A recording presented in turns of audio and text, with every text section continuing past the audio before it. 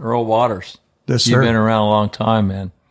You're seeing the old version. Yeah, and all of us. Anyway, thank you for allowing us to come get your story and welcoming us into your home here in Homosassa. And I love your board up here. Welcome, Andy and Nikki. You don't become liked because of what you know, but you become liked for what you share, right? And Absolutely. you've been really a big storyteller throughout your life. Writing articles and stuff, right? If I'm not mistaken. Yeah, I didn't write so much, but had a lot of outdoor writers write about me. Right. Early on, when I was associated with John Emery, he said, Earle, he says, don't do any advertising. Just get outdoor writers to come fish with you. So Frank Sargent had guided here at one time before he became a writer in Tampa. He did the shows down there. He invited me to come to the shows, got to know him real well. We fished a lot. And then I had Bob McNally in Jacksonville, who that guy could just he could milk an article. He would do one trip and write 5 articles. And so those guys were doing the deed for me. They were the ones bringing in the customers. And then Tim O'Keefe was a great guy. He did a lot of trips, made a lot of trips like to the Bahamas, and I went with him to be the fisherman, and he was a writer. He did some fishing himself, but gosh, it was the outdoor writers that really built my business early on. Right. Well, you're sharing this tarpon fly, this new app, the postage stamp with the fly on it. That is so kind. Yeah. It's one of the coolest gifts Nikki will ever receive. Yeah. Earle, thank you so much for giving it to me and not my father. I really appreciate that. I got some more things that I can pass on to you too before the day's over with. You're very sweet. But let's start with where we are, Homosassa, because, for me, as a tarpon fisherman, I never spent a whole lot of time over here. In the early years, about 40 years ago, I came for probably about 2, maybe 3 years, but I would only be here for a week one year, then maybe 2 weeks the next. And it was never that great at that time. There was a decline. Sure. And I had to go to the Keys to get better. I needed to see fish and start catching them, but the records were still being caught after I left. But the whole Keys, when you look at it, like the book written, Lords of the Fly, right, documented Jimmy Lopez and Billy Pate and all these guys. I would like to have you tell your story about your experience here over these years with these people, starting from the beginning. What did you see when you first got here? Well, when I first came here, it was because I had heard about it. And living in Lake City, I was had a carpet store in Lake City, so I was going to Jacksonville to do my fishing. And then I heard about the tarpon here. And early on, and as a kid, my dad had come to Homosassa, and I caught my first tarpon in Homosassa River right in front of McRae's bait house. And so as years went by, I always thought about that. And then my dad got a job in Fort Pierce selling farm machinery. He had been in the farm machinery business and managed the Ford tractor business, et cetera. So I had a passion for tarpon because we got to go in the orange groves, in the afternoons after he was off work and fish for tarpon in the canals. And my next door neighbor that bought my dad's old house, Clarence Purnell, he actually taught me how to fly fish, but he didn't teach me double haul. Mm-hmm. And I didn't know how to double haul until later on. To Dave Kermansky. Did you ever remember Dave Kermansky? Remember that name? Yes, absolutely. Dave Kermansky, he was one of the first people. Lefty had hooked him up with me when I first started guiding. And I was still living in Lake City and coming down here. Mm-hmm. And so I took him fishing, and I'm thinking, I never want to tarpon fish again if I got to go through this.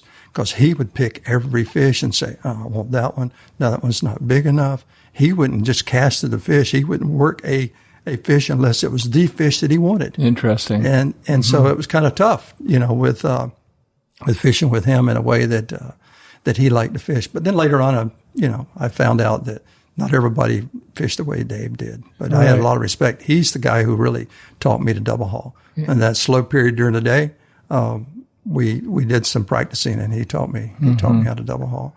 But as time went on, it was everybody came to Homosassa. All the people that came from the Keys to fish, from Miami to fish, they all grouped in Homosassa. There was just a few people in Pine Island, that had started it down there. So who was that? That was Del Mizon and his buddy. they found a fish down there, and they were fishing further south. Now, when Del Perez came here, I believe he had found a fish further north. When he and Evans were fishing, they were fishing off St. Martin's Keys. But prior to that, when I always heard about Homosassa, they were at the mouth of the Homosassa River. Large numbers would come there. Is that what they call the cockhole? No, the cockhole is further south. That is that's out of Chesawiska. That's a staging area early in the morning. Black Rock. That's Black Rock. Black Rock. You never called it the Seahole? Yeah, that's not my way of fishing. There's the local guides that got involved, and of course, when I came, only Alec Williams and Bruce Williams were the two that were really fishing, out of a skiff. Mm-hmm. And then there was other guides that lived here that their fathers were guides and stuff. Gene Leckler, he had fished this for years. They had actually harpooned tarpon, before that, even back early on. They were harpooning tarpon. There were so many of them. But I think were they selling them for cat food, or why were they harpooning them? That's the only thing I can think, right, Nikki, is that there was some kind of market for them, crab bait or whatever. Yeah, but wasn't Dimmock's early books were fishing here in this area, harpooning these fish? Yeah. Yeah, you remember one of the early books, the Book of Tarpon. Yeah, it was a Dimmock book. Was that in Homosassa, or was that in Boca Grande? That was over here. Yeah, I think it was in Homosassa. I couldn't tell you for sure, but I do know that's the way they took them early on was harpooning them. Right. And of course, there wasn't a very big group here. There was Freddie Archibald, who was fishing it before anybody else, as far as fly fishing, and Freddie didn't. He wasn't an early person either. He didn't like going to Black Rock, and then of course, we started to get more guides down in Bayport, sure, that was fishing out of Wicked. I remember that's where I used to stay. There's a little chain of apartments, and we'd all stay there. But anybody in the tarpon, they came to Homosassa, stayed at Riverside Inn. And then when that filled up, there was a place. I mean, you can go to Riverside and see nothing but flats boats there, Right. Del Perez, all those guys were staying there. Yeah. Was there any sort of dissension between the groups of fishermen? Eventually, they call some of the Homosassa guys the Homo sapiens by chance? Yeah. How'd that start? Well, and there was some agitated water out there, if you will? The difference was when everybody first came here, there was lots of fish. If you didn't catch 20 fish a day, you were in the wrong spot. And you didn't have to be in the wrong spot because there was miles of them. I mean, we would sit in a straight line and just look to the west and watch those fish coming in, just rolling in. Let them go right past you. And then they'd go up onto the flat and settle down and just fin out. And everybody was having fish. So when everybody's catching fish, everybody's happy. It's when somebody else is catching fish and you aren't that you're not happy, So what happened eventually is the guides that were coming from the Keys and the anglers that were coming from the Keys, when it started to slow down there in the mid-'80s, it became a division between the two groups. All of a sudden you have the Homosassa guides and you have the guides that are fishing out of Bayport. Mm-hmm. So there was a little bit of contention there. The guys in Bayport didn't want to have to run all the way up all the way up to Black Rock to fish because it's a long run. And they were like me. I don't like blind casting. I want to sight cast. Mm-hmm. I'm a hunter. I want to see what's out there. I want to see the fish, and of course, what Dave Kermansky did to me was kind of stuck with me. Pick your fish, pick the fish you want. Mm-hmm. So you kind of got caught up into the world record thing, so everybody was, bringing the big gaffs with them and tying their leaders all night long. And so, you were after the world record. Your customers, the customers that I was being sent, John sent me customers. I got customers from some of the other guides in the Keys as well. Mm-hmm. But during that time period, you had guys that wanted to catch world records. Do you remember the first fish that started the whole bonanza, if you will, that was caught? Or was it just the numbers of fish and the word finally got out? I think it really got out from Lefty Cray writing an article about it. That's right. We all read that. I had read that too. I had been coming for maybe a year before that article, when I heard about it through the grapevine. But when Lefty wrote it, that's when people started showing up. And then when all the guides started coming from the Keys, they came here for one purpose, and that was to catch a world record. Right. And they brought anglers with them that were world class. Mm-hmm. So the guys that were here to do it, they knew how to catch tarpon. It was just entirely different. The Because in the Keys, as you know, you stake out and you wait for the fish to come, down a bank or come in or out with the tide. Whereas here you moved around. And that's where the trolling motor situation came about, which the guys in the Keys didn't like trolling motors because they didn't want to move from point to point, with the trolling motors. But the trolling motor help you carry or cover a lot of water. We had to go find them. We had to do it. Let me ask you about Lefty. Was there any sort of bad feelings towards Lefty after letting the cat out of the bag, if you will? If anybody's ever had bad feelings of Lefty, it would be like anybody else. They were just jealous of what it was. But it was bound to happen. I mean, I knew about the fish before I read the article. And I came here just as an angler to check it out and do some red fishing and go see if I could find a tarpon. I had bought a Monarch bass boat that was designed for fishing the flats and put a platform on it. And that's what I came here with. Yeah. I remember I was a skier. That was right after around the 76 Olympics. And I remember seeing a Sports Illustrated article which documented Tom Evans and everybody that were here catching records. And I think Jimmy Lopez and Billy Pate was in that article as well. Yeah. People were catching tarpon here before we started fly fishing for sure. I mean, it was wasn't it the Masters with the mirror lure and stuff. And he had a helicopter. I remember seeing a helicopter. They were flying and looking for them.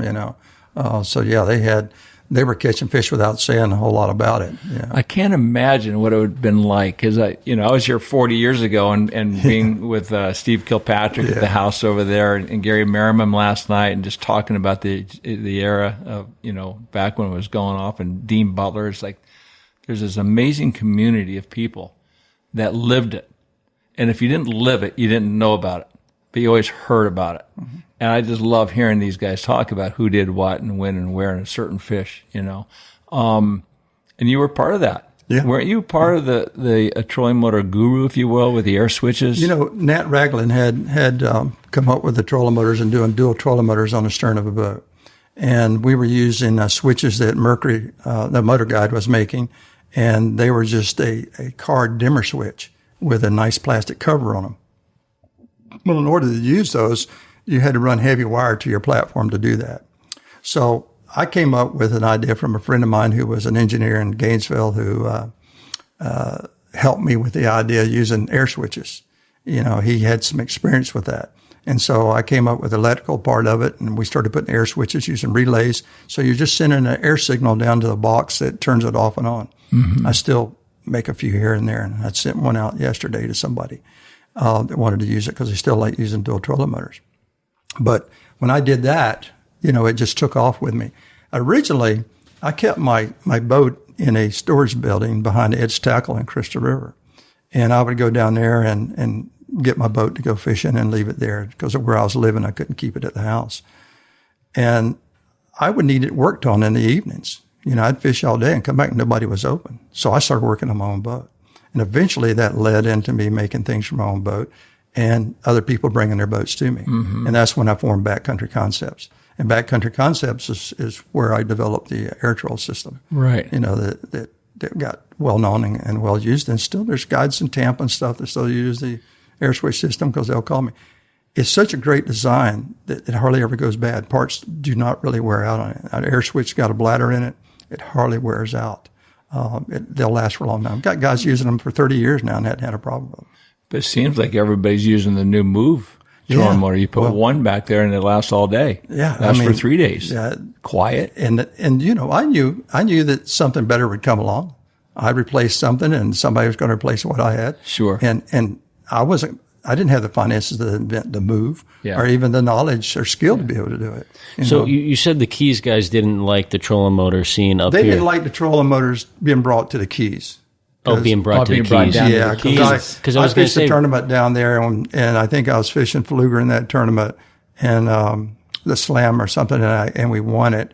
And one of the other guides didn't like the fact that we were using the trolling motors. Right. And all I was doing with the trolling motors was just getting in a position to intercept the fish, not chase the fish, because that was a big problem at Homosassa.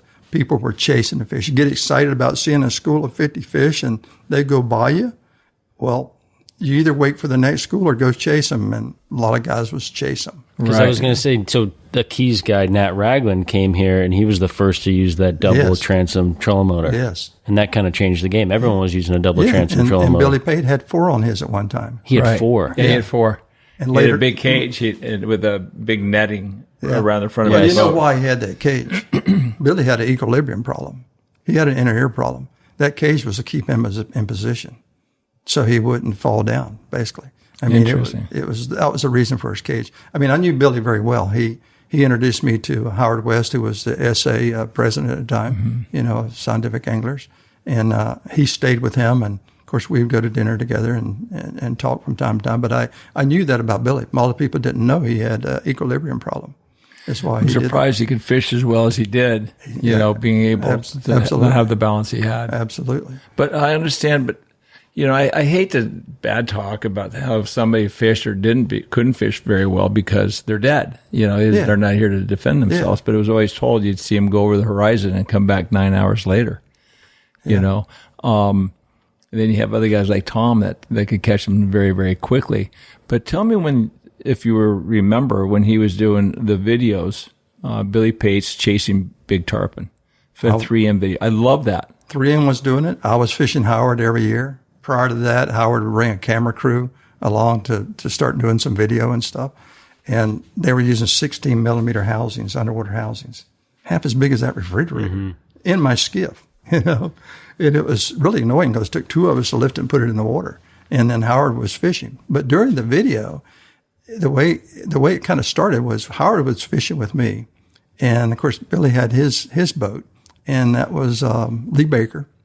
It was fishing him because he and what's his name flipped off into the Keys. Anyway,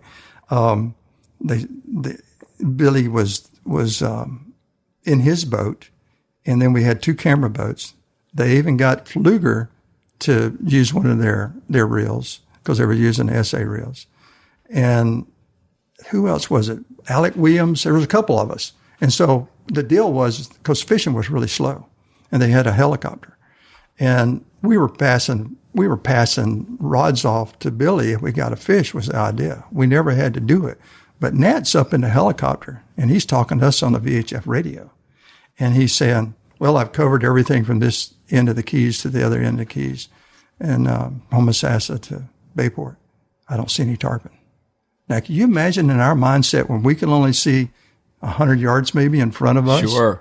You know how depressing that is to have a guy in a helicopter, you see him up there, he's not seeing any tarpon. How long did it take him to complete that video? I think we did it in 3 to 5 days. It seemed like what it was. So you must have had some fish around. Well, we did. We certainly had fish, and we certainly caught fish. Yeah. We didn't have to pass any fish off to Billy. All the fish that Billy got, he hooked them himself. But did he ever take somebody else's rod that had a fish on it? No, that's what I'm saying. We never passed any rods off. Yeah, I can't imagine. We did catch fish and radio that, okay, we got a fish on, and he said, well, I'm looking at fish, so we're okay, so, so Pfluger ended up fighting his fish. And if you look at the end of the video, you'll see all the names of people that were involved.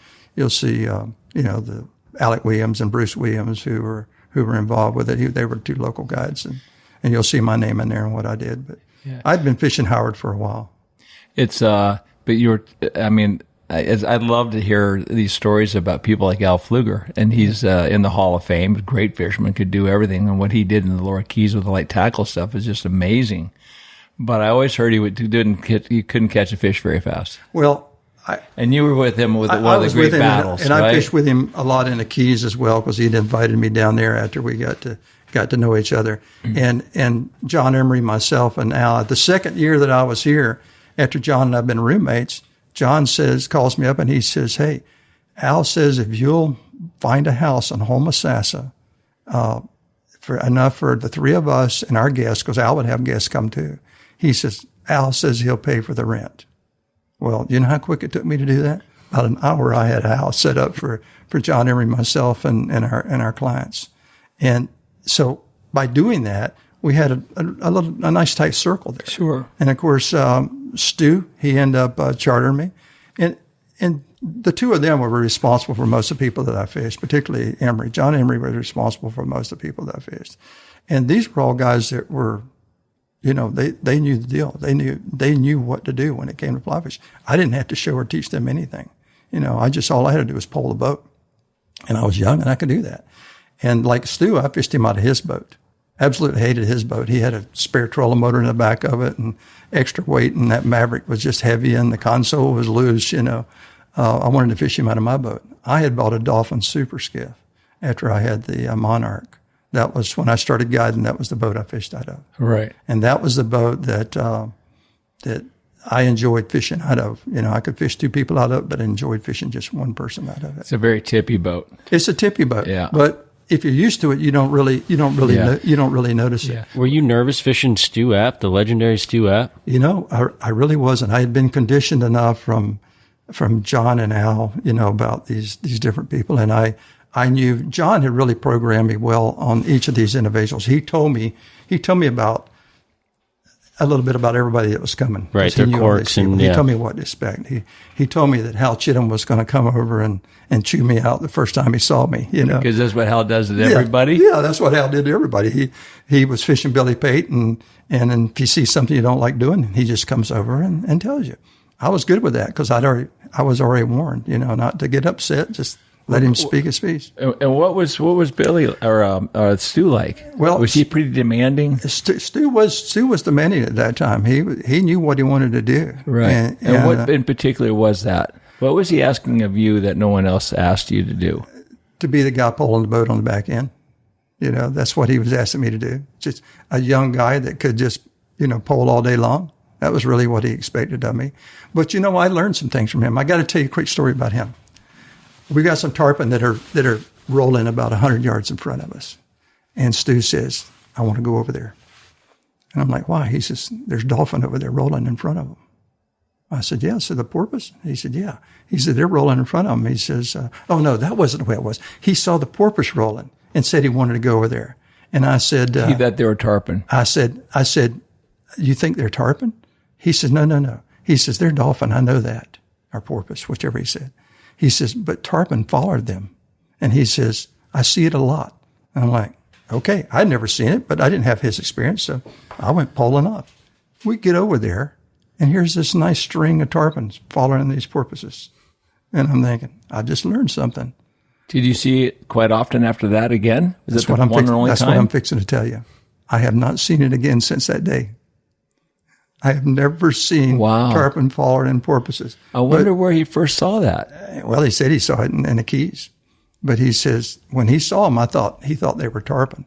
And he says, no, I see those porpoise, but he says tarpon follow them. Mm-hmm. I never saw a tarpon roll at all. Wow, interesting. Let me ask you a question, because this area over here is so vast. And you were talking about helicopters, because I know that I think Carl Navarre had a helicopter at one time, right? Mm-hmm. Where they'd go up and look for. Or a plane.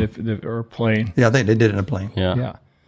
Do you have guys with drones over here looking for fish? Because you do have them up in the panhandle. We do now. We have some guys that use drones. I have a drone, but I don't use it to look for fish. Is it frowned upon? I'm sure. I mean, it's like everything. If you're not the one doing it, and the guy that's finding the fish, the guy not doing it's going to frown on it. I mean, it got to the point even in Homosassa and Bayport, if it divided in 2 groups. There was a Homosassa group and there was a Bayport group. So there was some contention between the 2. And there still is? I don't think there's that much. They just kind of ignore each other. There's just not that many, that do it. But what I remember mostly about first coming here that I learned to really appreciate was Freddie Archibald. Mm-hmm. Now, Freddie Archibald, he was the goat at Chesapeake Point. I mean, that's where he went. Billy Knowles was his friend because he built a boat for Billy Knowles. They kind of lost their friendship when Billy Knowles went to Silver King, but before that, they fished together. He'd come and just, he didn't come up here really to guide a whole lot, even though he did it. He just liked to, hang out and be with everybody. And so Billy would fish with him. And Freddie on Ches Point would create an imaginary line out in front of it, 40, 50 yards. Now, when the fish come around Ches Point, they're coming in some really shallow, really clear, pretty water. And you can see them really well. You can see them coming for 100 yards. And when they come across that shallow water, you know how tarpon can be in shallow water. They don't bite. They're on a mission to get across that shallow water. They don't want to go dry on them. And so are they waking and swimming faster? Yeah, they're waking. You can see them waking. They're pushing. Sometimes they're pushing slow, lollygagging along, but other times they're pushing. But once they hit that shallow water, they kind of push. But then at that time, they didn't push because they were happy. Because you did not go in front of Freddie. You went to Freddie. When Freddie was there, he was going to be there when he got there. And when you go to Freddie and say, which side do you want me on, Freddie? Because he knew the side that the fish were moving on. So you go 2 casts away from him, left or right of him. Only 2 casts. That's pretty close. Yeah, it's pretty close because the fish, I mean, if he can't reach them and you can, you know, one cast each, you can't go any further. I would think you just pull left or right. You didn't pull. This was a stakeout area. This was key style fishing where you stake out. Freddie would stake out. Freddie couldn't smoke his dope and pull the boat at the same time. So you just had to make sure if you got downwind of him, you're probably going to get higher. You're going to be like I did when I went Was that like all day long? You had a green plume coming off the boat? Oh, yeah. It was like going to a Jimmy Buffett concert. You know? but he would sit there and just wait for those fish to come out. And then they'd cast them. They hook fish. And when we did that, we hooked fish. Well, after he passed away, everybody just started taking their own position. And this guy wanted to be up here in front. He wanted to be on the other end. He wanted to be the first one to see them. And the fish still come, but you don't catch nearly as many fish anymore, you know, because you got a string about 6 or 7 boats that'll be sitting there, and you got somebody that moves in front of the other. There is no order to it. And when that order went away, it became a very difficult place to fish. Me personally, I'd rather get behind everybody and get slightly north because the fish, when they come around it, they're going to go north. It's where they're going to go. They may go straight out, but they may going to go north. And we can just sit there and relax because you see other people starting to cast. They get up, to cast. It's kind of like watching Tom Evans. You know that if he's sitting down there, ain't no fish. You know. Well, I remember we were talking about Tom. It's like if there were fish, he was sitting down looking forward. If there's no fish, he'd be sitting down looking back towards out. Absolutely. Right? And you could read that with your binoculars or with your... Did you guys used to watch these guys a lot and try to see where they were fishing? You got to watch them because the problem being is... Were they the best? Oh, yeah. By far, right? Oh, yeah. Yeah. But he was the best catcher of fish, and Al was the best finder of fish. Well, there was a lot of guys that were good finders. They could find the fish, but not everybody had the best casters. You know, that was a problem. Is my friend Jim Dupree, who started fishing with me, with his dad. His dad came to Tarpon fish. His dad was a pilot with Stu App. They knew each other. And when he came to me, I said, my son, he wants to, I need for him to start doing something that he really likes doing. He likes to fish. Kind of bring him along. And I said, sure. He says, the reason I want to do that is because I want him to learn, how to fish here. And so I said, yeah, bring him along. Well, Jim and I hit it off. We're just 3 months difference in age, and we hit it off. Jim Dupree was the hardest working, and outside of Del Perez, was the hardest working, hardest pulling guy from the time he hit the flats to the end of the day. Jim just did not have the quality customers that some of the other guides had. He was getting my overflow. I started giving him my overflow. In the beginning, he says, I can't be no tarpon guide. I never caught one. I said, we can solve that problem, Jim. We went the next day, and I called him a tarpon. I said, okay, you ready? He said, well, that was fun. He said, yeah, I'm ready. And so he wasn't a tarpon angler, but he knew how to find them and he knew how to get on them with a push pole and not run his electrics hard.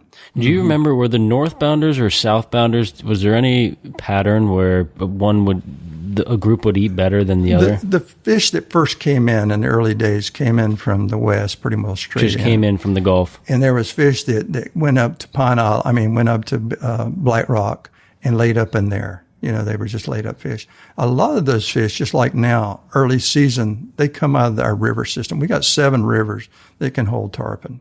And they would come out of Chesapeake River. Those are the fish that we see now. They're smaller fish. They came to intermingle with the bigger fish.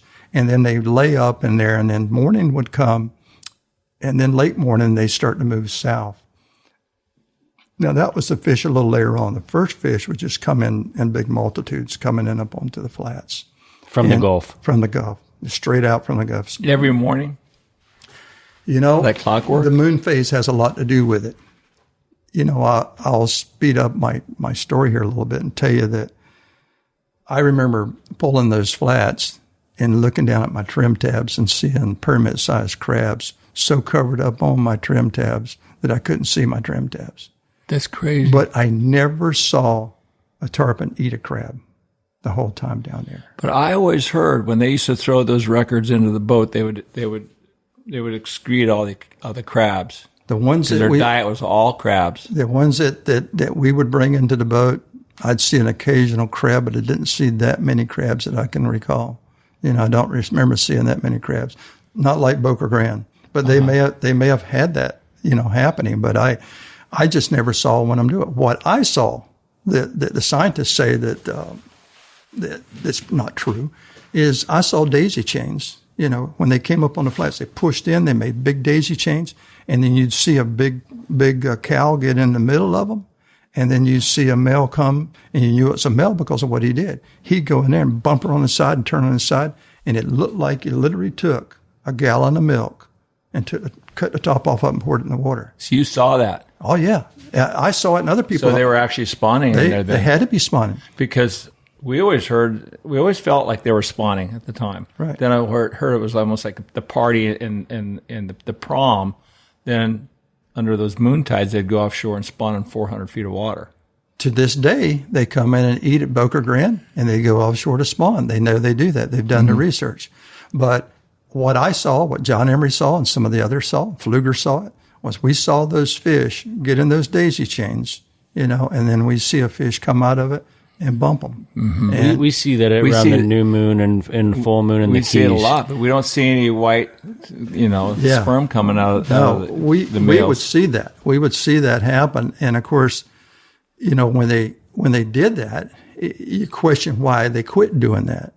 And when I talked to Phil Chapman about it, who was a biologist that really knew all about the snook fishing, and he also, worked as a guide and part-time.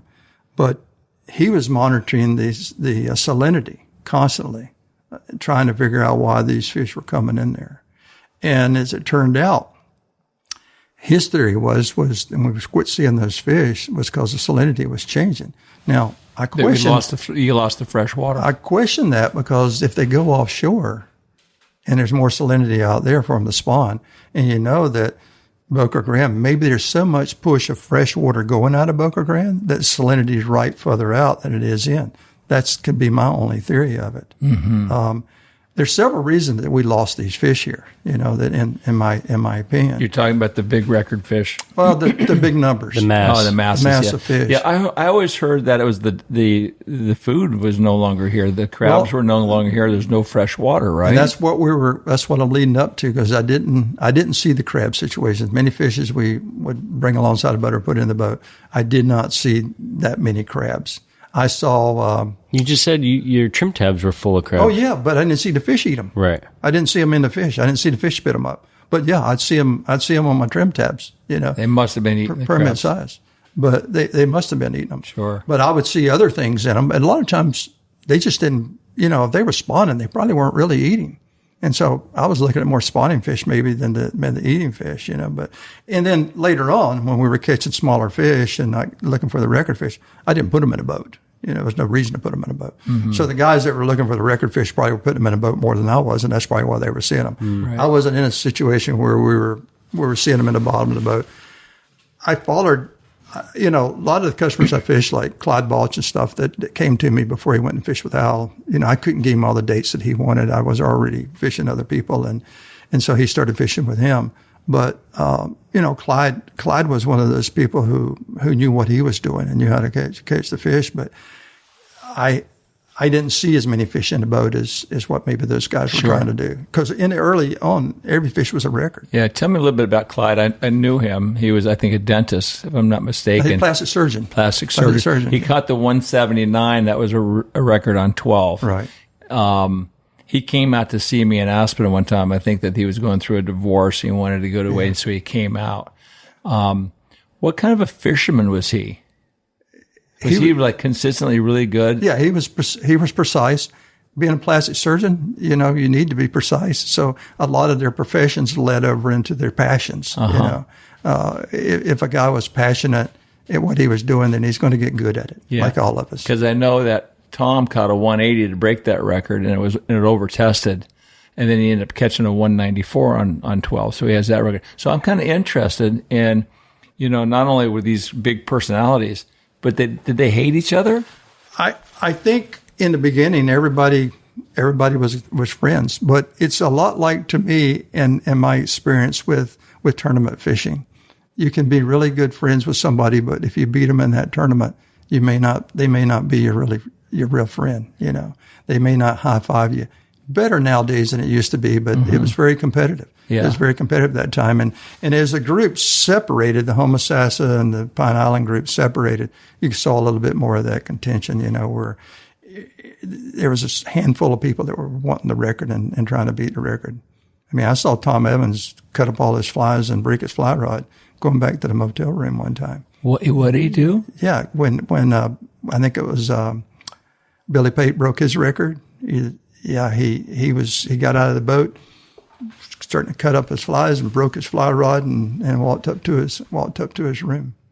But no way, really. I was there also when he and Del Perez, caught the record. They caught two records. They were fishing out of Homosassa. Yeah. And then Stu App caught his record, and maybe that's when it was, when Stu got his record with Ralph Delf, is when Tom was pretty unhappy with that. So yeah, there was a lot of competition. Yeah. So let's go back to the demise of the massive Tarpon and Homosassa. You were saying that it might have not been the crab situation, but what are your thoughts and theories? Well, there was a couple of things going on. The salinity, as it was made known to me by Phil Chapman, that was changing. So maybe now they were going to go somewhere else. We had local fish. We had fish that were coastal fish, as we call them. But these masses of the big fish that came in by the thousands, they were coming straight from offshore. Where were those fish coming from? Well, later on, I found out that they were probably coming from Mexico. They were coming across the Gulf. It's where they were coming from. And you're guessing here? No. And the reason I know this is because I had a customer who had fished over in Mexico and had witnessed these big tarpon, and they would leave a certain time of the year. But his son was a airline pilot, not an airline pilot. He was a Air Force pilot, and they would fly patterns that they were taught to fly for combat. And he had flown close enough to Mexico to see these big ships out there that were lit up like a city, with these big seine boats that were attached to them that they would, put out to seine fish. And these were cat food factories that they were processing. That's what he came up with. And when they were taking these fish, they were taking anything. They were taking the tarpon, a 200-pound tarpon. You know how many cans of cat food that'll make? I mean, so that was his theory that made sense to me. And then when they kind of stopped doing that, we were getting some more bigger tarpon showing up. It was like when Tom caught his last fish, we would get, a big school every now and then show up. Even though we were catching fish that were tagged in Boca Grande, and guys in Boca Grande were catching some of the fish that we were tagging. When the tagging first started, we got involved with that. I enjoyed tagging fish more than I enjoyed killing fish, and I wanted to kind of see where they went. But what happened after that was when the big oil spill happened. If you recall, that oil spill happened like in April, I think it was early April. The time that those tarpon were going to come to Florida. They had to go through, when they went through Louisiana, they had to go through that oil spill to get here. You think a tarpon, are you going to swim through water that's full of oil? Right. Tarpon aren't going to do it either. That year was the driest year we had. We just did not have any migrating tarpon. They just went around everything. They just went around. I think it was like 200, it was spilling 200 million gallons a day. Yeah. Well, the pictures and stuff of it was just a big giant oil slick that went deep into the water. It wasn't like they were going to go there and say, we're going under it, we're going around it, or we're going to jump over it. They couldn't do that. So it turned them away. And where do they go? They can only go north or south. Well, going north puts them on the coast pretty quick. And people on the coast really weren't seeing them. But the guys, the guys south were starting to see more of them. And they could certainly go south and get into Boca Grande maybe. Maybe that's where they went. But so after the oil spill cleaned up, did you see more fish come? We did start to see some more fish, but it was spotty. It was spotty, and you had to think that why were the numbers low? Was it because they decided to go somewhere else? Was it because of the salinity, or was it because they were being killed in Mexico?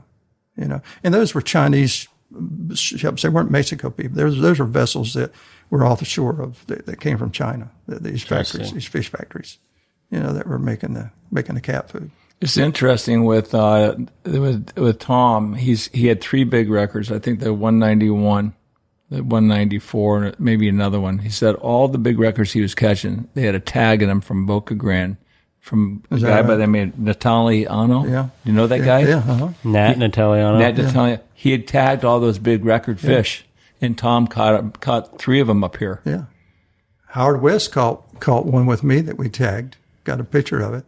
And we released it in May, and in September, that fish was caught in North Carolina. It's on the cover of Sportsman's Sportsman's. I think I sent you that picture. Yeah, Florida Sportsman. Florida Sportsman. That's right. That fish ended up in North Carolina.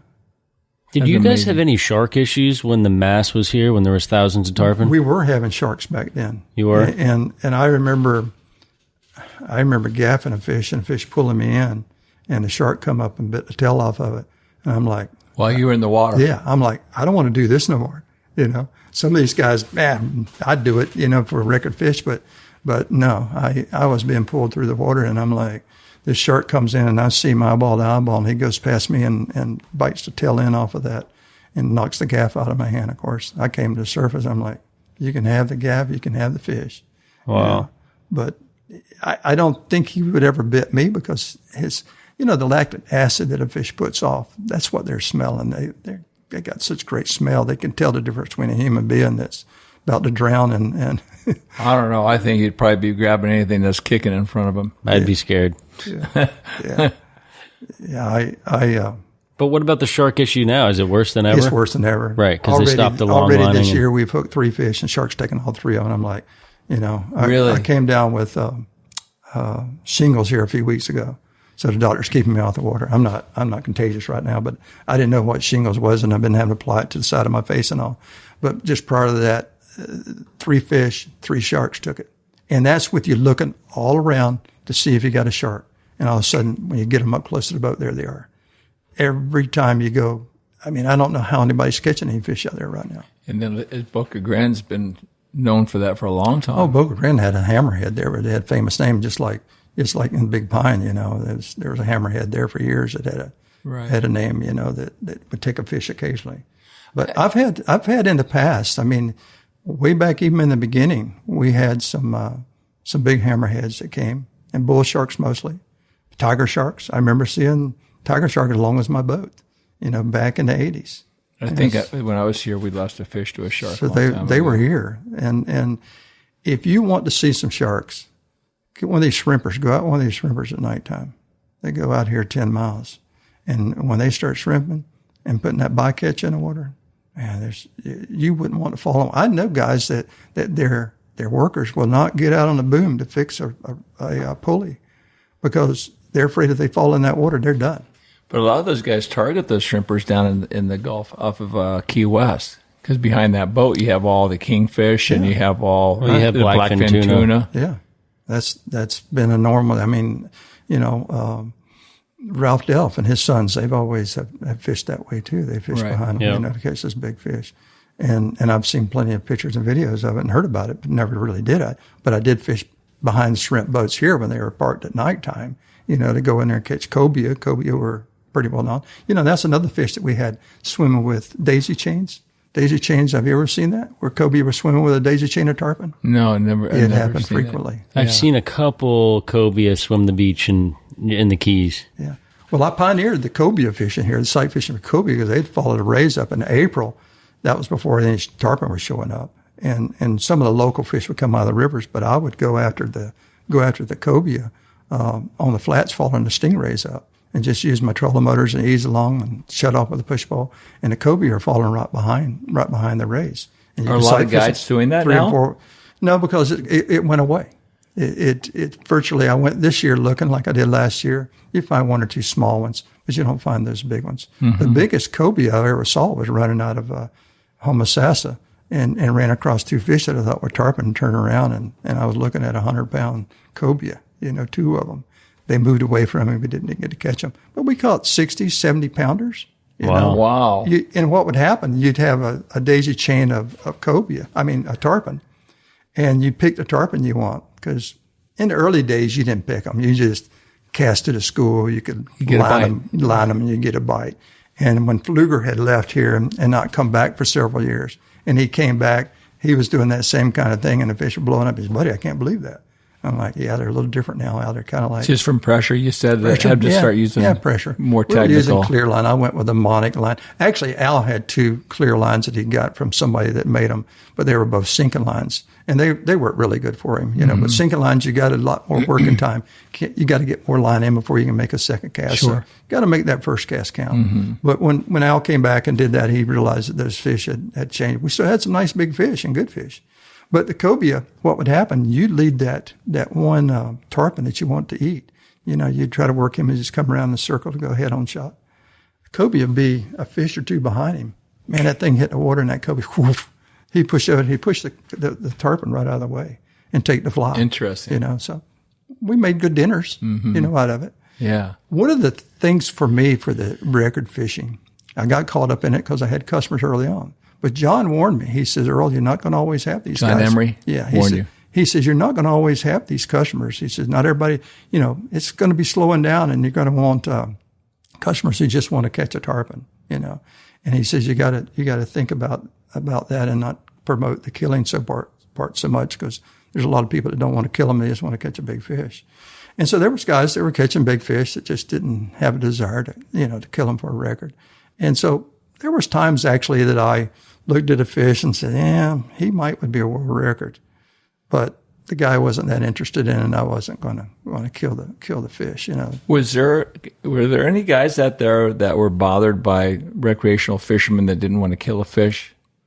I don't know. Because they were trying to set these great records and in that first year or two, I think it was that purpose. I remember I was fishing stew, and John and Al and I were staying together, and Stu came in from fishing. Oh no, wait, Stu was fishing with me, and it was kind of slow. Okay, there wasn't a lot of tarpon around. He had thrown some tarpon. He says, I'm gonna catch a world record. I said, how you gonna do that? He says, I'm gonna get a bait caster here, and we're gonna catch one tomorrow. He said, we're gonna catch one on a bait caster. And what kind of tip and weight? It was going to be an 8 pound. I think he was going for an 8 pound record because he'd already had a couple of records, I believe. So that fish was how big at the time? I don't recall. I don't recall what the size of the fish was, but he wanted to go catch that, and I'm Stu's guy, you know, whatever he wanted to do. Now, everybody frowned on the guys coming out of Homosassa that was using spin tackle, because a lot of the guys that later became fly fishermen, they didn't have a clientele for it, so they used spin tackle and, you know, bait casters. Spin tackle would be easier to throw. And I think Stu had a bait caster. It might have been a spinning rod. But anyway, we're fishing and here's Bill Curtis 100 yards away. And Bill sees me over there. He recognizes me. He doesn't recognize who my angler is. Well, I get back to the dock. You know, we didn't catch a fish. He hooked a couple of fish, but it wasn't what he wanted. So we get back to the dock, and there's Bill, you know, getting gas, and I pulled up beside him. Oh no, I went past him, because I knew he was really giving me the evil eye. Went back to the dock. Al was there. John was already there. We stayed out late. And I get back to the dock, and I'm tying up, and Bill comes up beside me and starts cussing me out, man. He said, man, Earle, he says, I can't believe you're doing this. He says, I cannot believe that you're out there spin fishing or bait casting for these fish. And he's just cussing me out. I'm like, man, Bill, I'm sorry, man. I'm sorry. And so, well, Stu had just came over to the house to talk to John, and we all intermingled in the evenings together to see how they did that day. Sure. You know, and so he's in the house. He sees this conversation going on. And I'm like, well, Bill, I was fishing Stu. Oh, you were? And then Stu came out, and I started walking off. And he said, what's going on? I said, he's chewing me out for what you did today. And he said, I'll take care of it. They went down there and chatted, you know, no problem. Well, he was the man, right? Yeah. Yeah. So, well, Curtis was the man too in his own right. Right. We were all the man in our own right with the right people, you know. Yeah. But they worked it out. And then the next day I pulled up at the gas next to him, and Bill says, man, I'm sorry. He says, I realize, you know, what you were up against. He said, but it's all fine. Well, about 3 days after that, and Bill was running a 16-foot Hughes with a 90 Evinrude on it. It was their fast model. Grasshopper. Yeah. And that he Yellow, ran it wide open, you know. A yellow boat, right? Yeah. Yeah. He ran that boat wide open. And so, I'm coming in behind him, and there was kind of like a little shortcut to miss the markers coming into the mouth of the Homosassa River. I'm running a super skiff with a 70 Yamaha on the back of it. I can't keep up with him, but I'm running behind him. He saw me, and he nailed it, you know, just go that much faster. And remind me to tell you about Lenny Berg also, with his new Maverick. But I'm following him, and all of a sudden I see a trolling motor wobbling. And next thing I know, we get into the river, and we're in about 5 feet of water, and that trolling motor pops right off, right into the water. I stopped. I always carried a mask with me because if you got to go retrieve a rod, you know, and the customer's fishing with your tackle, you want to find it. You need a mask. So I threw my mask on and threw my anchor out and threw a mask on, went and picked the trolling motor up, put it in my boat, got back to the gas dock. You know, Bill's sitting there. Bill's blind in his left eye. You know, I pull up beside him. And I said, hey, Bill. I said, you want to buy a trolling motor, man? I got a nice one here. He looked at it. He says, looked back at his boat, and he says, how'd you get that off my boat?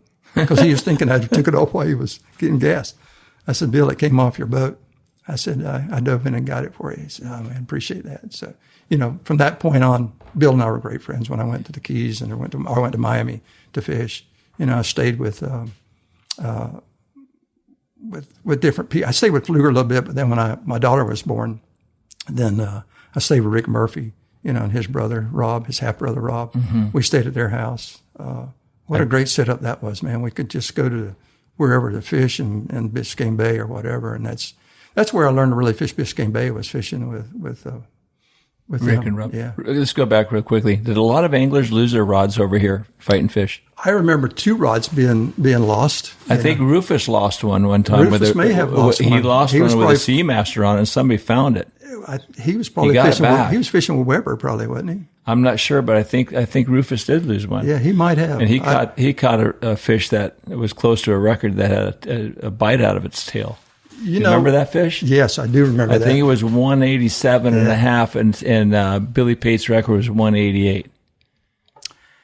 You know, I'm going to back up to that contention part where we were having contention, because one of the most difficult things that I have encountered myself was, and I learned from Pfluger. Pfluger had this idea that Tarpon they followed scent trails. They left a scent behind them, another school of fish. Because, see, there was no real structure in that area. There was a few rocks and places that you could call structure, and there was, you know, pilings that were, you know, stuck out there, markers that were stuck on Guido and different places. But anyway, I figured this out, that Tarpon like to go to a fixed object. That's how they get their bearings wherever they're traveling in open water. If there's a fixed object, you know, they already got a built-in radar, you know, compass. But when they are on a flat, they get familiar with that flat by stationary objects, and they will follow those patterns. So we learned those. We learned those rock piles at Guido Rock and different places that Tarpon follow, and you know to go there. When a guy is working fish and he's been moving and he gets on a school of fish, and you're getting close to him, you just stop. You stake out. You don't want to get his fish. You don't want to get yourself set up, or you shouldn't get yourself set up to take his fish. Well, the guy's looking over his shoulder, and he's worried. Is Earle Waters going to come in here and take this fish away? He's got so-and-so with him. Were you known to do that? You know, no, I was not known to do it, but everybody assumed that when you got close. And what would happen if you moved away from that person, those fish all of a sudden may turn that direction. Now it looks like you're setting yourself up to get the fish that they were just throwing at, when in essence you're trying to get away. So what I started doing was I just started staking out, staying right there, let them work their fish. If they were chasing them towards me, I don't want that fish anyway. Mm-hmm. I don't want fish that are being chased or already thrown at. And they're probably not going to eat. And so I'm just sitting there. I'm staked out. I'm sitting there, you know, if it's hard bottom, I'm just trying to hold the boat. And those fish are coming up. What I have my angler do, I said, okay, and I would pre-program my angler for this situation, because it's going to happen, and I knew it's going to happen. And what I would tell my angler I said, either sit down on the front platform, but lay your rod on the boat. If you want to see what's going on, go ahead and stand back up, but don't pick that rod up. Don't pick that. If those fish come to us, straight onto us, and we've got a shot, don't take it. They're his fish until he gives them to me. If he gives those to me, and if he's somebody that don't like me, he's not going to give them to me. How does one pass a fish off to the other? Do you wave like we're done? Oh, yeah. If it's just like Phil Chapman, I'll tell you that story real quick.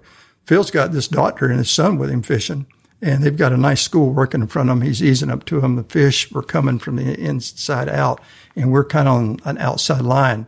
We could have picked up those fish if they missed them, and Phil would have gave them to me because Phil wasn't going to chase them. So we were in position to where if they didn't want the fish or couldn't get the fish, we would take them. Well, meanwhile, I'm getting from here to about where your truck is out there, 40 yards.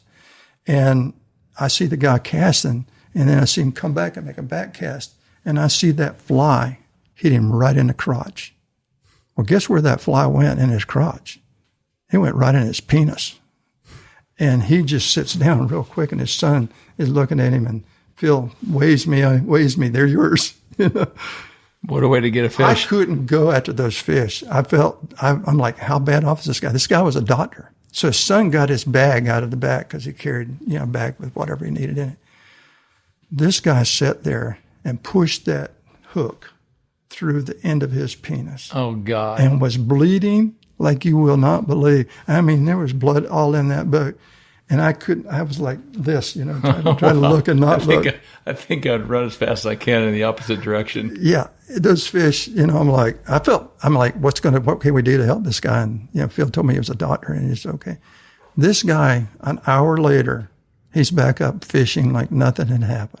And I'm still reaching in my crotch and like, oh, that's painful. I had been hooked enough times, in a back cast. Sure. I'd been hit enough times in the chest.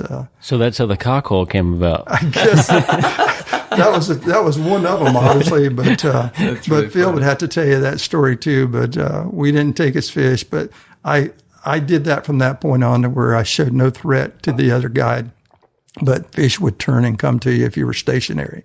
If you move a little bit, they didn't pick up on you. But if you were stationary, they would come to you. That's interesting because the boat's so high on the water. It's not drawing a lot of water. I'm surprised it's not. It's the displacement.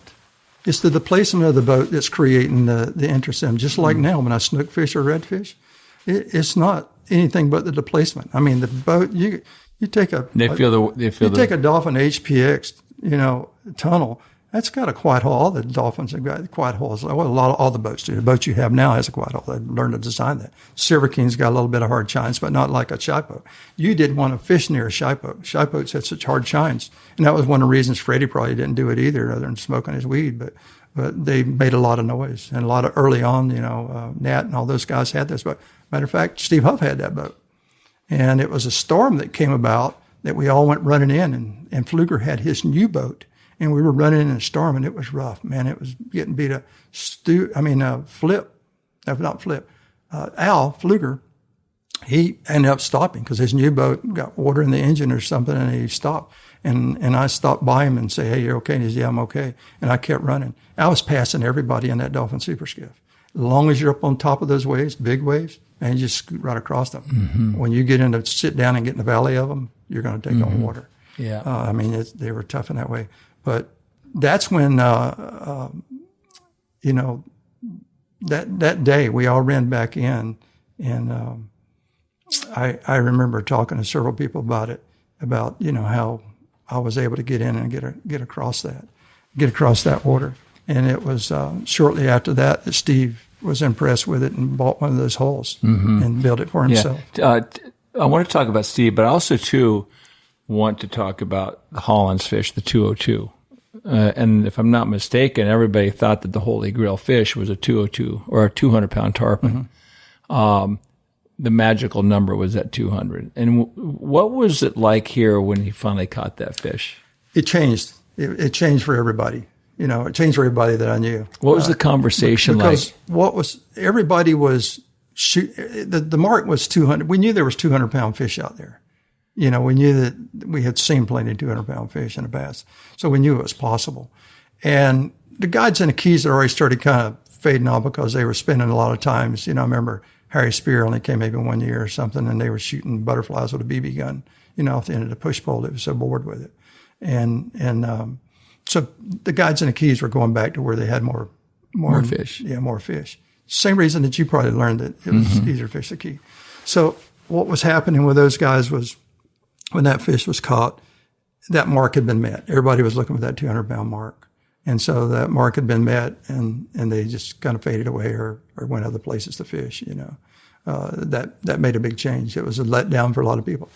And that was the same reason that I kind of did what I did, because I knew that my association with John Emery and Al Pfluger got me in with a lot of people. I got to know a lot of people and respected by a lot of people because of them. And when that fish was caught, Steve hadn't been around that long. He had been fishing it for some time, but I don't remember how many years. And because he had an angler that first time fishing here caught that fish, that was the end of it for a lot of people. And I had already decided I didn't want to keep killing fish, to try to get a record. And it was more for me if we got a fish that was not the record, and kill it and bring it in and hang it up and weigh it and be photographed with it. It's just like you were telling me when I was sending you some of those pictures back last year or whatever, that people they're not liking seeing dead fish, hanging at the dock. It's changed, but back then you were making a name for yourself, right? Yeah, you were. It was really important. The egos must have been pretty. We were somewhat past that, or I was past that as far as making a name myself. I didn't even buy the Tarpon stamp anymore after that, because a tag to kill a fish. Yeah, the tag. Yeah. I didn't buy that anymore because my anglers weren't interested in that. I was leaning towards more people who just wanted to go and spend it. I was always worried about, what if we catch that big fish at 8 o'clock in the morning? Our day is shot, man, and I'm leaving thousands of fish out here. That was my mindset. Is I'm a sight fisherman. I'm a sight hunter. I want to see those fish, and I want to hook fish, man. I want to hook as many as we can. There was a time we could hook 40 fish a day, down there. But you didn't try to land 40 fish. You didn't have time. You didn't have time. Let's talk about Steve a little bit, because he was the god of guides. It still is, I think. Yeah. Right?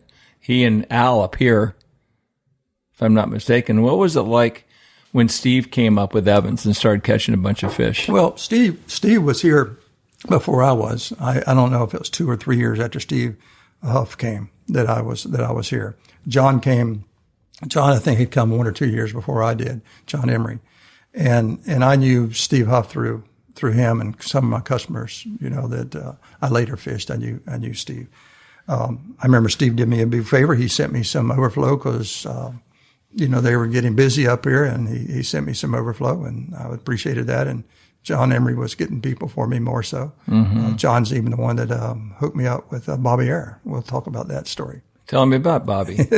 Well, that particular time, Bobby had was up here fishing by himself, and the boat that he had was not his later boat. It was some kind of really fast boat with a Mercury racing motor on it, and John was trying to help me out, so he told Bobby that I could probably be available for him. Bobby called me up about going tarpon fishing. So I said, okay, when you want to fish? And we set a date later that week because he wanted to be here for several weeks at a time. Did you know Bobby's background? No, did you know didn't know nothing about Bobby. Just knew that. How'd you find out about his background? John, about it later? Yeah. Well, I'll tell you how it kind of started. Our audience would probably love to know about it. When this particular thing happened was when I started talking about it because I was upset with it. He calls me up and we booked a date, and I go to meet him at the dock, told him where to meet me at. He wasn't there. And it was a no-show. I tried to call him, couldn't reach him. And so I started asking around, and they said, he's gone back to the Keys because the fishing had slowed down. He didn't give me the courtesy of calling me. Well, you're going to be on my bad list then because I'm not going to book you if you ever call again. Even if you apologize, I'm just not going to do it. You just don't do that. And I learned those ethics from John and other guides as well. Well, later on, a year or two later, maybe, I get these phone calls in the middle of the night, 1 o'clock, 2 o'clock in the morning. Somebody calling me on the phone. And I'm like, I'd answer the phone. There wouldn't be anybody there. Well, you couldn't trace phone numbers at that time. So then finally I get this call. I hear the word's going around now that I canceled him, that I didn't show up because I let people know that he didn't show up. So he reversed that and started telling people that sounds like a Trumpism. Yeah, that I didn't show up. It was his story. So he started he started calling me, in the middle of the night. And one time he called me and said he wanted to book me or something, but he used a different name. He didn't go by his real name. I recognized the voice right off the bat, who it was. And I was really getting disturbed with that. He couldn't sleep. So what he was trying to do is wake me up in the middle of the night, to keep me from sleeping. And so I would tell the guy, who or whatever name he was using, I said, no, I'm booked, man. I don't have any openings, So that just made him madder because he wasn't going to fish with me anyway. That was just his way of getting back at me, I guess. Later, of course, I heard stories about him throwing a water bottle at me and all that kind of stuff. I didn't see any of that. I mean, Bobby moved from one person to the next. He'd have his pet peeve with who. But I think the rumor has it, and it's been somewhat verified, that he was a part of the Miami mob gang. Oh, yes, he definitely was. That was importing cocaine for Escobar, right? Yeah, I don't know who it was for, but I remember what was the name of the DEA boss always gave him nicknames, and I can't remember the nickname of that. Somebody out there will know it, that was given to it, and that's where he got under house arrest and all that. But prior to that, I'll tell you the rest of what happened was I got so concerned with him calling me like that I knew that Nat Ragland, he was the gentleman of the flats, man. Everybody liked Nat. Nat could talk to people. He could change things for you. I had previously met Nat by thinking that I was shutting the flat down. I was young. I was eager. And everybody started to go in. I wanted to stay there, What do you mean shutting the flat down? Be the last person on the flat. Okay. And I thought, because I was further north, coming back to Homosassa, the other guys would go to Bayport. And I was coming back, and in order to keep the weight down in the boat, I didn't always put a full tank of gas. I knew about how much gas it would take. But we had hooked a couple of fish that day and chased them, offshore with a outboard. And I'm coming back, and I get to the boundary markers at Homosassa. I run out of gas. And I knew there was nobody down there. Oh, man. All of a sudden, I see a skiff coming from the south. And I'm like, hey, man, I need some help. Nat Ragland, of all people. He comes up to me, and I introduced myself. He said, yeah, I know who you are. Just haven't met. Have a little conversation. Yeah, I got some gas. And he proceeded to siphon gas for me and put it in there. That was the beginning of a long friendship, with Nat. But he saved me that day. And I filled my gas tank up every day after that. Yeah, right. I think Bobby was not associated with the import of cocaine. I think he was more of a gambling, horse racing. No, he was involved with, and I'm going to tell you the name of it. He was involved with where it was being sold at, coming from the Bahamas. He wasn't directly the person who was doing it, right. But he was involved with that. What had happened? There was a guy that was killed there, and supposedly Bobby was the guy who had fingered that guy. He didn't do the killing, but he had the guy eliminated, and then he got under house arrest. Now, maybe in some of this other that was going on, but I'll probably think of the name of that operation that got him initially arrested. I feel guilty not knowing the actual truth. Yeah. But maybe I know we should stop talking about it. We'll end up in trash bags. I'm getting nervous. We're going to be some crosshairs on our heads. But I know he was associated with some pretty dark stuff. Well, let me lighten that for you a little bit, because even though Bobby did that, I saw him threaten a lot of people, but I never really saw it. And of course, I always still carry, and I was prepared that if something came down, Why does everybody carry guns around here? It's just what we grew up with, man. Why? This old Florida, and that was part of the deal. I'm an old Florida cracker, and we sat on horses gathering cattle with a gun on our side because there's rattlesnakes, and I still carry. I mean, I ran through a period here. You got to remember, I was the first guy to stay here after tarpon season was over with and started red fishing and sight fishing out of a skiff, out of my super skiff, and the other guides didn't particularly like a newcomer coming on the scene, and the commercial fishermen really didn't like me when I started going to Tallahassee and pushing for the redfish issue, and they would do things. They would put their nets behind me. They would try to, do things to keep me from getting those fish. I mean, I had more trouble with that than I did Bobby Earle. I mean, yeah. Bobby Earle would give me a problem. Wasn't this an area where there was a lot of drug running back in the day? Well, before I got here. Yeah. Now, when I did get here, I did see one situation where a shrimp boat ran aground, and I was out early off of St. Martin's Keys, and the guys were unloading the bells, into a small skiff trying to get it marijuana. Yeah, they were bringing marijuana in. Yeah, that was going on to a certain extent, and being brought into certain places in Homosassa. They had their contacts, where to get rid of it. I did see that one or two times, but I didn't see a lot of that. But yeah, it was definitely something that happened prior to me. It's kind of like the Keys, Right. It happened down there too. After you saw the demise, I mean, in the 70s and 80s, you saw the greatest tarpon hole of early all 80s, time. mid 80s is when it started to slow down a little Right, bit. so But then- we still got fish. But then in the 2000s, you started to see that diminish, and nowadays, some people don't even see a fish out there. I mean, did you ever think about moving locations and guiding somewhere Well, else? when I first came here, I came here to fish for the tarpon, but my plans were to go guide into Keys. And John Emery talked me out of it. He said, Earle, he says, there's a vast amount of mangroves here in the backcountry. He says, there's got to be all kinds of good fish back there. He says, you should probably do this because you'd have it to yourself. And I did. So that's when you started red fishing and snook fishing. I started, more so red fishing. In the beginning, we didn't have a lot of snook. Now we do. But in the beginning, we didn't have a lot of snook. It was mostly redfish or sea trout and the cobia. I found a cobia looking for tarpon. That's how I found them initially. And I had 7 different places from Crystal River to Homosassa that I could count on the tide and put me on cobia. I could find cobia. Dick Gutierrez is on the boat with me and says, Earle, I have caught hundreds of cobia with you. He says, I have never caught one over 50 pounds. We're sitting there talking.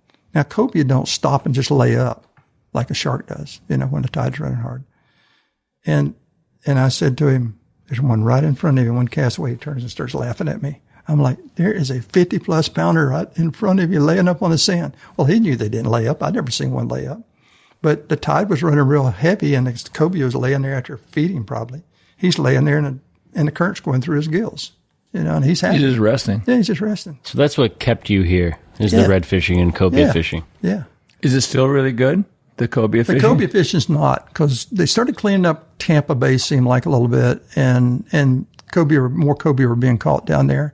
And offshore here, I guess they always had them because that's when I was catching them. I'm assuming, I knew they were coming from offshore with the rays coming in on the incoming tide, and the water was gin clear. You could see them a long ways, and they looked dark, They were coming from the offshore, rock piles and stuff apparently, but I don't know exactly where they were coming from, but I knew that they were coming in good numbers. In 1988, that was a big year. In 1988, Billy Pate caught his record. A month after, we caught 88 cobia on a flat in one day. Big ones. Everything from 15 pounds to 40 pounds. Oh Big enough. Big enough. And some of those fish prior to that were on fly for guys that came early to catch them. Well, these were all on spin tackle. All those 88 we caught on spin tackle. If you get early rains in the spring, then what would happen is the water would get a little murky coming out of Chesawisca and all, and it was good cover for tarpon, cover for cobia. And one of the places that I liked was Chesawisca Point, and then further down off the other end. So you were limited maybe to some of your cobia spots if we had a lot of rain, because that tannic acid, when it comes out, those fish move out of it. Snook and redfish will move away from it, but they will acclimate and come back into it. Doesn't mean they're not going to be in dark water. Doesn't mean they're not going to be where they just got ran out of a month later, but they will acclimate and work their way back into it. But I got videos of tailing redfish that was kind of like the tarpon thing, where nobody's around, can't see anybody, and we're just sitting there hammering them with a fly rod, one right after another. I got cassettes that shows it with all these redfish. Big schools, 1,000 redfish in a school. We don't get that anymore, Why not? Just the pressure. There's pressure. There's a lot more guides. Kind of like normal everywhere. The fish is not like it used to be. When I had it to myself, the other guides that were working out of Homosassa and Crystal River, they were all using big boats, that carry 3-4 customers in. Big bay boats. Yeah. Yeah, we call them bay boats now, but I don't know what the name of them then. They were just big boats. And the guides would take them out to fish for trout. And then when the tide came in, they'd come up around the keys and fish for redfish, anchor up, throw bait out. I'm not a bait guy. I don't like a messy boat. I don't want bait in my boat. I can catch them on artificials. I can catch them on fly. And so the idea was just sight casting for them in that low water when it was tailing fish. I remember coming into McRae's bait house one time, and there's 4 old guys there that are great fishermen, had great reputations for catching redfish and trout, asking them, do you ever see any tailing redfish? I said, no, man, fish don't tail here. They don't tail here at all. Well, we had just caught like 15 tailing redfish that morning, but I just wanted to see if they knew about it. I was excited about it, but I wasn't about to share it, And so over a period of time, If I saw another flat boat with a polling platform on it there in low tide, I'd panic, man. This guy's moving in on me. And I'd always take my binoculars and make sure it wasn't a customer I just fished last week, you know. Right. But over a period of time, that all changed, and you had to adjust to that change. You know, just like guys that fished in the Keys early on. I mean, guys, Cecil Keith. Cecil Keith told me, Cecil became really good friends with Alec Williams and Bruce Williams. He bought a place up here, bought a mobile home to stay in because he'd come up here during hunting season. You know, he meant the tarpon season, he'd come here hunting season. I fished with Cecil. Let me tell you, I don't think to this day, and I've fished, you've seen that list of people I've fished. Some of them too old to be qualified as the greatest caster. But Cecil Keith could throw left-handed as well as he could throw right-handed. I don't know if he was right or left-handed, you know, when it came to writing a checkout, but he was one heck of a caster. Mm-hmm. I mean, Cecil was good. He got on he bragged a little bit one day when we were both out there catching tarpon. And we caught a few fish. He caught a few fish.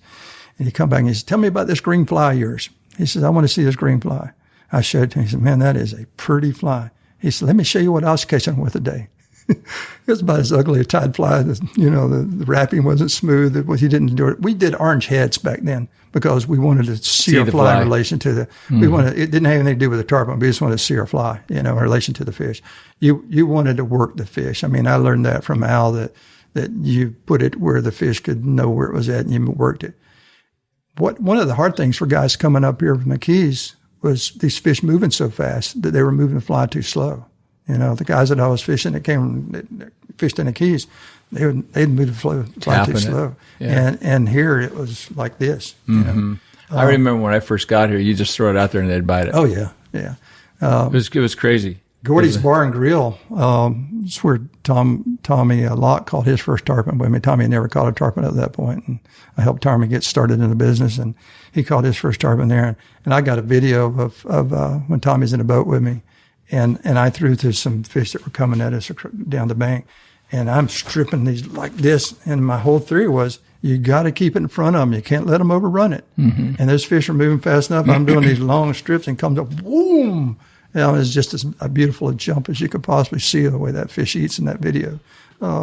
It's you had to adjust when you came from the Keys to fish these fish, particularly when boats are moving and you're interacting. And like I was saying, how you got to work, you had to work the other anglers, the guides, not the anglers, but the guides. You had to work the guides more so than the fish because you just didn't want to get anybody mad at you. You know, it's crazy. There was. At the very most, I think at one time, maybe 100 people I saw in the flats.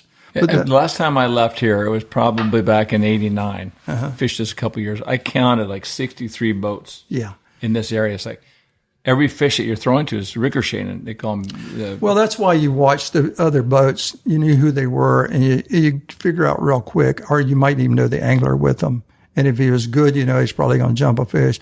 But if I would see guys that, you know, that weren't really known guides, and they just had a customer throw out there and he'd flock shoot them, you know, and you see the tarpon blow up and he said, oh man, you missed him. You know, well, they just lined him, you know.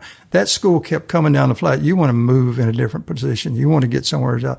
That fish in 50 or 100 yards is not going to eat my fly. You know, I want to be out of his way. Yeah. So you're still fishing every weekday. What are you seeing out there right now? What I'm seeing is I'm seeing a lot of boats in the red fishing and the snook fishing. I'm seeing a lot of guides that are doing that, but I'm not seeing, there's a few local guides, and there's a guy still out of Pine Island that are fishing, and we're seeing the local fish come, or we're seeing the resident fish come out of the rivers. I could take you right now to Pate's Pier and probably show you a couple 200-pound tarpon that live in that river. In the marina, or they're free swimming? Pate's Pier Marina in Crystal River. Yeah, so they're feeding them carcasses and stuff. Yeah, I called them yesterday and asked them if there's a big tarpon laying around their dock. Yeah, they will move out away from that dock, and they will get down the river, and they will go out the river at times. But that's going to be the late season migration. I don't fish starting July 1st because of scallop season. Too many people. July, August, September, there's still tarpon here. And they'll make their northern migration. They'll go through the Panhandle. They'll go to Panama City. They'll go to those places. They're going to be feeding over there heavily too, and they're going to be in the surf. But the fish can be in the river now that the Crystal River is a real dirty, nasty river. if I want to fish dirty water, I'll go to Costa Rica. Right. I want to see the I got a question. Why do people still want to come to Homosassa? Is it this aura that we've been speaking about what happened back in the 70s and throughout the middle of the 80s into the 90s, and that 202 was caught, I think it was in 201, May 11th. So there were some big fish, that were still around, but it seems like this was the hub. This was where the buzz was, where all these great legendary anglers and guides fish. And they just want to keep coming back here just to be part of it. Because I know I've got a few friends like Gary Merriman and these guys. They will never leave here because they were here back when it was happening. Well, and even though it's not happening now, they still want to be a part of it. Yeah, because as you get older, you slow down a little bit. You're not looking for that world record particularly, but then you got your in Gary's case, he's got his good friend Steve and comes and they socialize with each other more, and they maybe not get up real early, maybe not fish as long, but it's just to be with your friends and relive it. Right. Still can be fish caught, but it's and the other thing is, we always hope to see that big trophy happen to show up again. I mean, when Tom caught his last fish, I think that was the only school they saw that day, if I remember correctly. That one big pot of big fish that came in. If that's happened, that can make certain people's days. But being consistent is what most people are going to want. Because I had guys early on that says, well, the tarpon, we're not seeing any tarpon. Can we go catch a snook or redfish? I said, no. Tarpon season is tarpon. I mean, I was bent for tarpon fishing during tarpon season. What did you think of the book, Lords of the Fly? I didn't read the book, but I saw some of the inserts of it. It was a story to me. I didn't know hardly anything about what they were talking about because most of it was with Tom. He was the central figure, but they talked about everybody else that were fishing here, how they got here, who was catching the records, and they built it up. It was a story of the tarpon. Right. Why do men chase this great fish? Yeah. So it was the story of the tarpon and the men who chased them, based around a central figure like Tom Evans, who's now 87. Yeah, it's amazing. He's coming back this amazing year. Guy. Maybe possibly say his last goodbye to this great life he had here. Right. And it was real. It's kept him alive for so many years, up in Vermont. I know he thinks of this. And when I call him, he talks about those big fish on on that white sand. Yeah. Yeah. And I mean, I don't try to judge somebody for what they do or what they think. It's not up to me. I have my values, I have my morals, and whatever somebody else's is, that's their business. God didn't make me a judge in this world. No, I'm not trying to have you judge anybody. Yeah. I'm just asking about that aura and why you still stay and fish here. Well, I live where here. There is, I live here, and I built a reputation, not so much around the tarpon fishing, but what I did the rest of the year because of all the articles that were written, by Tim O'Keefe and Bob McNally and, those guys, Frank Sargent that wrote those articles about me. This is where, I have people still come up to me this day and say, hey man, I've always wanted to meet you, always wanted to come and fish with you, back in the day, and they're too old to do it now. And I'm like, well, you didn't help my bank account any by doing that. Where were you? You should have called me, but, you set a certain presence with certain people. And I went through an era there where I, was put on a pedestal and for your red fishing? Just for fishing in general, where it was a tarpon fishing or whatever. I was put on a pedestal with customers and, they would go and brag about me and stuff. And I didn't handle it the way I really should have handled it. How'd you handle it? Well, I handled it the way I got arrogant, like all the other guys. And John told me, don't ever let that happen. John Emery told me, he says, if a customer ever asks you to fish with him, don't do it. Mm-hmm. And if he insists on it, like you're in the Everglades or something, you're anchored up, staked out, you want to cast the shoreline just to find fish, he says, do it. But if you ever hook a fish bigger than the one your customer's already caught that day, lose it, break it off, have an accident. Don't bring that bigger fish to it if you want that customer to return. So wow. I fished with very few customers. Out of all the years of fishing here with redfish, I bet you that I have not killed more than a dozen of them. Because the people I was fishing were fly fishermen or light tackle guys that came from out of town. I didn't fish any local people particularly. I had one guy I fished. And I didn't have any reason to kill them. I wanted those fish to grow up. I wanted to catch them again. Mm-hmm. We were tagging redfish. The redfish issue was a big thing in Tallahassee. I was taking time to go out and go up there and talk about what needed to be done in commercial fishermen. Right. And why I carried a gun with me, But it was, that change that took place, caused a lot of people not to come after the 200-pounder got caught.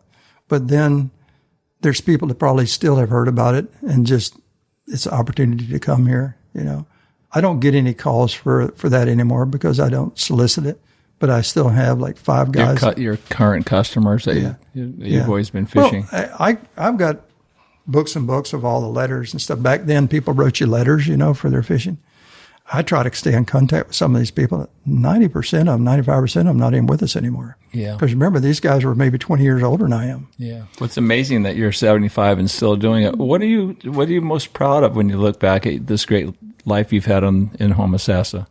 I'm proud of the fact that my father actually set values and set standards. My father and mother, I what they taught me and how to treat people and how you should treat people. Mm-hmm.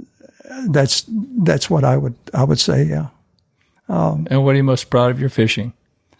Proud of my fishing is the people I had to associate with, the people that helped me and taught me and spent time with and hearing their stories and sharing stories. My dad was a storyteller, and when he got dementia, it was the same 5 stories to everybody, and I'll probably do the same thing, but it's the storytelling, Mm-hmm. It's going back and looking at articles that were written and reliving that in your mind. But it's not over with. There's still big tarpon to be had. There's still places to go find big tarpon. I don't fish south as much as I fish in other areas now. Mm-hmm. I know a place right now that will be good here in probably a month. Do you have any sort of goal left in your life that you're trying to attain, or now you're just on? My goal is to be able to get up in the mornings, be able to eat breakfast, be able to communicate with my wife, and be able to do some traveling with her. I mean, we have done a lot of traveling over the Bahamas. We were there a couple of years ago. Went out to Colorado for three months. I love being outdoors. I love hunting. I love fishing. And it's just a mix. I don't live for tarpon season anymore. There was a time where I did, but I don't live for tarpon season anymore. I live for life. I live for what I can still do, hoping that I can just keep going, man. Just keep on going.